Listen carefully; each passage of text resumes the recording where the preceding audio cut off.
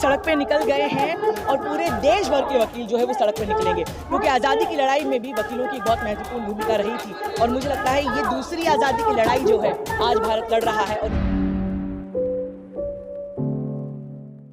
कहाँ से आए आप, आपका नाम क्या? हमारी पूरी टीम जो है वो हरदा मध्य प्रदेश से आई है और मेरा नाम अवनी बंसल है। एडवोकेट भी हैं आप? जी, मैं सुप्रीम कोर्ट में भी वकालत करती हूँ, हाई कोर्ट में भी। क्या कहेंगे इस पूरे मुद्दे पर जो जिस तरीके से शोर मच रहा है सड़क पर, संसद से लेके के सड़क? ये लड़ाई जो है अब केवल चुनाव लड़ने की लड़ाई नहीं बची है। भारत जोड़ो यात्रा के बाद जिस प्रकार से राहुल गांधी जी के समर्थन में एक जन सैलाब उतरा है, कहीं ना कहीं भाजपा जो है वो उससे भयंकर तरीके से डर गई है और इसलिए कोई भी मौका नहीं छोड़ रही है केवल और केवल राहुल गांधी जी को टारगेट करने का। देखिए, जब राहुल गांधी जी कैम्ब्रिज यूनिवर्सिटी गए, मैं भी ऑक्सफोर्ड यूनिवर्सिटी गई हूँ, तो यहाँ पर एक इंटेलेक्चुअल क्लास है जो समझता है कि क्या बात कही जा रही है, लेकिन उसके बयान को भाजपा ने यहाँ देश में पूर्ण तरीके से उलट कर उनके मंत्रियों ने संसद में उनके बयान को गलत तरीके से पेश किया। जब राहुल गांधी जी ने स्पीकर से ये बात की रिक्वेस्ट करी कि मुझे मौका तो दिया जाए रिप्लाई करने का, जो कि एक पार्लियामेंट्री प्रोसीजर है, तो उनको वो मौका भी नहीं मिला। इस प्रकार से उनके ऊपर डेफेमेशन केस लगाया गया। देखिए, डेफेमेशन में वकील होते आपको बता सकती हूँ कि मानहानि के केस में तभी होता है कोई केस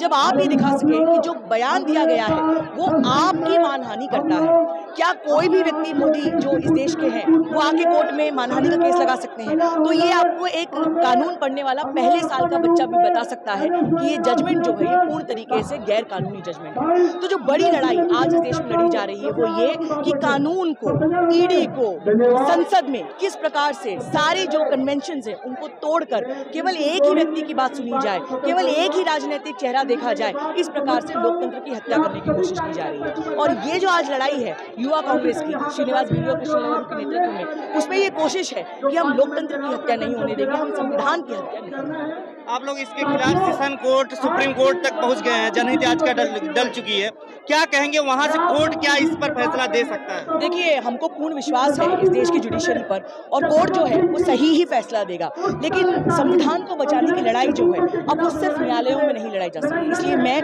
और मेरे साथ बहुत सारे वकील, मध्य प्रदेश में आज वकीलों की हड़ताल है, पूरे देश के वकील जो हैं वो किरण रिजिजू जी का जो लॉ मिनिस्टर है उनके स्टेटमेंट पर एक पिटीशन लिख रहे हैं चीफ जस्टिस ऑफ इंडिया को। तो जितने भी देश के वकील हैं, जितने भी देश के युवा हैं, वो ये जान रहे हैं कि संविधान बचाने की लड़ाई अब सिर्फ न्यायालयों में नहीं लड़ाई जा सकती, इसके लिए अब हमें सड़क पर उतरना है। प्रियंका गांधी जी ने जिस तरीके से कहा कि इन्होंने मेरे पूरे परिवार के ऊपर आरोप लगाया, इन्होंने मानहानि किया, तो आप लोग क्यों नहीं डिफेमेशन के? हम बिल्कुल डेफेमेशन केसेस करेंगे, लेकिन ये बात समझना पड़ेगा कि ऐसा कैसा होता है कि जिस मामले पे जो 2019 का मामला है, जो बेरोजगार के संदर्भ में दिया गया था, जिस पर कंप्लेनेंट ने ही स्टे मांगा था, वो अचानक से लोकसभा में जैसे ही राहुल गांधी जी अडानी पर अपनी स्पीच देते हैं, उसके 9 दिन के भीतर सूरत के लोकल कोर्ट में वो मामला लग जाता है। तो आम जनता को ये सवाल पूछना पड़ेगा कि जिस जुडिशरी के बेसिस पे हम आगे बढ़ रहे हैं, क्या कहीं ना कहीं ये नहीं देखने को मिल रहा है कि भाजपा सरकार जो है वो जजेस पर भी प्रेशर बना रही है, और जो जजेस जो रिटायर्ड हो चुके हैं और कांग्रेस, उनको लगता है कि कांग्रेस की बात कर रहे हैं, आप उनको जो है देश विरोधी कह रहे हैं, आप ये कह रहे हैं कि वो एंटी नेशनल है।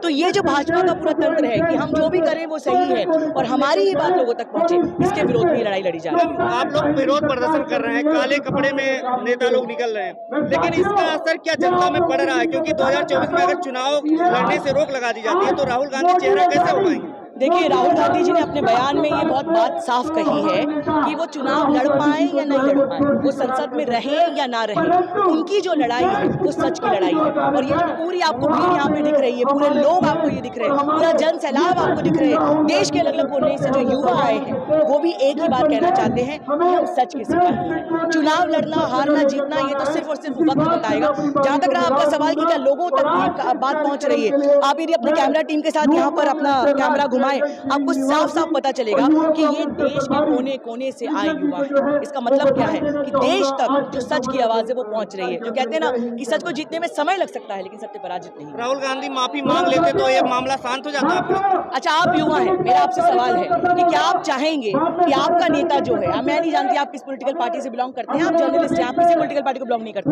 लेकिन आप जो एक सच्चे नेता की छवि इस देश में देखना चाहते हैं, इस देश में जहाँ का मोटो है कि सत्य में जयते, क्या आप चाहेंगे कि आपका नेता जो सच की लड़ाई लड़ रहा है वो माफी मांग ले? यदि एक नेता जो सच की लड़ाई के लिए अपना सब कुछ निछावर करने के लिए तैयार है, जिसकी 5 पीढ़ियों ने अपना बलिदान दिया है, यदि वो माफी मांग लेता है तो इस देश के युवा के लिए क्या संदेश है? तो गांधी जी ने जब लड़ाई लड़ी थी तो वो कोर्ट में खड़े हुए थे, उन्होंने माफी नहीं मांगी। राहुल गांधी आज के गांधी है, मुझे लगता है कि उन्होंने बहुत सही कहा और उन्होंने पूरे देश के युवाओं को हिम्मत दी है ये कहते हुए कि हम माफी नहीं मांगेंगे। अडानी के मुद्दे पर मोदी जी बिल्कुल खामोश है, क्या कहेंगे? इस खामोशी का क्या मतलब है? देखिए, ये तो जनता को जवाब देना है कि मोदी जी और अडानी जी का ये जो रिश्ता है ये क्या कहलाता है। क्या ये कारण है कि यदि अडानी जी के ऊपर स्पीच होती है, देखिए अडानी जी एक बिजनेसमैन है, यदि उनका भाजपा से कोई कनेक्शन नहीं है तो भाजपा उनको बचा क्यों रही है? ऐसा क्यों होता है कि जब अडानी के ऊपर स्पीच दी जाती है, इसके पहले भी राहुल गांधी जी ने बहुत सारे मुद्दे उठाए, लेकिन जब अडानी जी के ऊपर मुद्दा उठाया जाता है तो उनको डिस्क्वालीफाई करने के लिए भाजपा का तंत्र लग जाता है। इसका मतलब ये जो रिलेशनशिप है ये बहुत ही गहरा है और इस गहरे रिलेशनशिप को अब जनता समझ रही है। क्या वकील लोग आगे बढ़ेंगे इस मामले को लेकर के? वकील भी निकलेंगे सड़कों पर? वकील सड़क पे निकल गए हैं और पूरे देश भर के वकील जो है वो सड़क पे निकलेंगे, क्योंकि आज़ादी की लड़ाई में भी वकीलों की एक बहुत महत्वपूर्ण भूमिका रही थी और मुझे लगता है ये दूसरी आज़ादी की लड़ाई जो है आज भारत लड़ रहा है और इसमें वकील भी जो है वो बहुत महत्वपूर्ण। देश तो आजाद हुआ 2014 में, ऐसा लोग बोलते हैं। आपको लगता है? मेरा आपसे सवाल है, क्या आपको लगता है कि 2014 में देश आज़ाद हुआ? नहीं। इस देश का युवा जानता है कि केवल प्रोपेगेंडा की सरकार है, केवल पैसे, मसल पावर और बिजनेसमैन के साथ साठ घाट की सरकार है। कांग्रेस जो है वो आम व्यक्ति के साथ खड़ी है। अभी कांग्रेस जो है ये बात सवाल खड़ा कर रही है पूरे देश भर में कि भाजपा जो विकास यात्रा निकाल रही है, हम जहां से आते हैं हरदा मध्य प्रदेश से, हमारी पूरी टीम गांव-गांव गई और हमने लोगों से पूछा कि आपकी समस्या क्या है। आज भी गाँव में जहाँ पे 25 साल से भाजपा के विधायक है, सड़क नहीं बनी है, लोगों को जल नल योजना मिल गई है लेकिन उस जल नल योजना में पानी नहीं आ रहा है। महिलाएं जो हैं वो पानी लेकर अपने सर पर किलोमीटर तक उनको चलना पड़ रहा है। बच्चों के लिए स्कूल जाने के लिए बसेस नहीं है। तो जिस देश में गांव में आज जहाँ पे 25 साल से भाजपा का विधायक है वहां पर यदि इस तरह की बेसिक दिक्कतें हैं तो सवाल खड़ा करना पड़ेगा कि भाजपा की सरकार जो है प्रोपेगेंडा की सरकार है या वाकई में लोगों के साथ खड़ी है। शुक्रिया मैम। खबरों में बने रहने के लिए फोरम 4 को सब्सक्राइब करें और नोटिफिकेशन पाने के लिए बेल आइकन दबाएं।